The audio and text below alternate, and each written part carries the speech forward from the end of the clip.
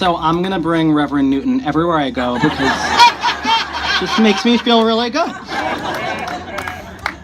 We have a really special speaker next. Alan Moskin was a liberator of a concentration camp. And the experience that he has and the legacy that he's leaving by educating people throughout this country and state around the atrocities of the Holocaust is profound, and we're really, really delighted that he's here, and we're in for a treat. This is a story that we could take with us for the rest of our lives.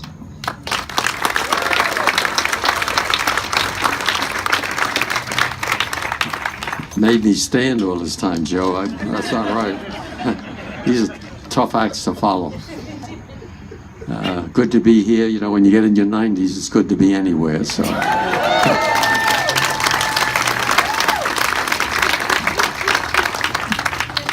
You know, when I speak to the students, they usually give me 45 minutes. Most trial attorneys, even the retired ones like me, are blabbermouths. So when Joe told me 5 minutes, wow, that's I wrote something yesterday, and I can't give you the full speech, but I'll do the best I can here today. Right at the outset, I want you to know that when I fought during World War II with the Third Army under General Patton as a young, very young 18-year-old infantry combat soldier, I saw evil and I saw hate up close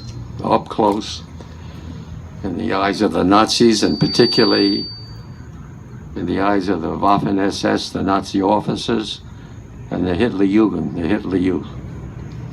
I just tell you briefly that one of those Hitler Youth, we were taken prisoners near the end of the war. We had him shackled, and maybe 15 or 16 years of old. I was only 18, but he came right up to me with that look of hate in his face, didn't know who I was, obviously. And he started to call me Schweinhund, Schweinhund, Medicarisch, and start spitting in my face. He means pig dog. And I always said, where did that hate come from?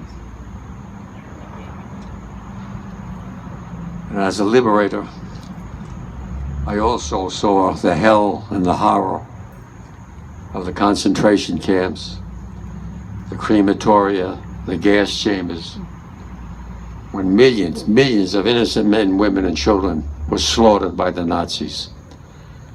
And many starved to death, worked to death.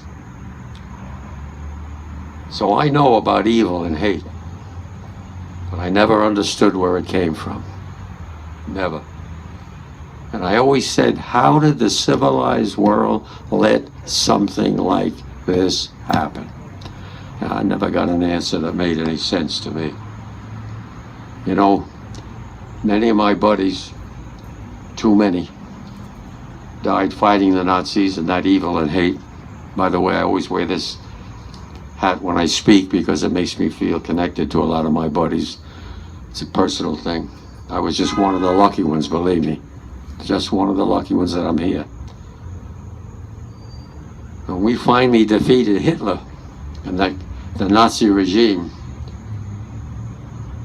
we thought for sure that all that hate and that evil was gone. And now, shockingly, to see what's taking place here in our country, in Charlottesville, I know that my buddies must be turning in their graves. People marching with those Nazi symbols and flags, doing the Nazi salute, cursing and Jews and blacks, shouting over and over again, Jews will never replace us. I don't even know what the hell that means. Jews will never replace us. And then driving a car at full throttle into a crowd of innocent and killing that young lady and wounding many others. I mean, I can't get a handle on that. Where does that hate come from? And then, I don't know how many saw this, but to top it off, to see this young, hateful, white supremacist, they put him on television, and he says, How could that beautiful blonde daughter of the president, Ivanka Trump, marry that Kushner, that Jew, that rotten Jew, with such hate? What a disgrace. And I'm going to say something now that I'm talking as an American and not as a Democrat and not as a Republican and not as an independent, just as an American. When I hear somebody say there are good people on both sides, anybody that belongs to or is affiliated with those hate groups, anybody who marches with those hate groups, anybody who thinks and agrees with those hate groups cannot, Mr. President, be a nice or a good person.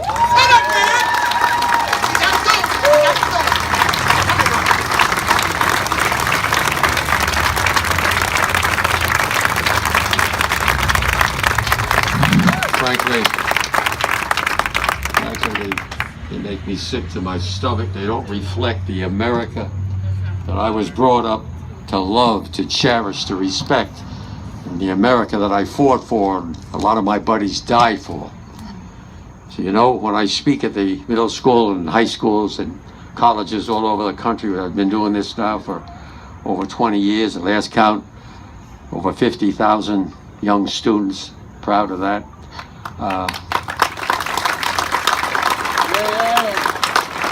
I urge our younger generation not to hate. Hate begets hate. To cut out the bullying that I hear about in the schools. Try to understand and like each other. Love each other. Hug each other. That's what America is all about. And I always quote Maya Angelou, who was one of my favorite people in person, that said so many things, but particularly I remember when she said, people are more alike, she says, than unlike. I say people are more alike than different. And that's a truism. We all bleed red blood. I don't care who you are. So in ending, kindly remember, again, what's been said before, we're all God's children. Whether one is white, black, brown, Catholic, Protestant, Jew, Muslim, straight, gay, lesbian, bisexual, transgender, immigrant, or disabled, we're all God's children.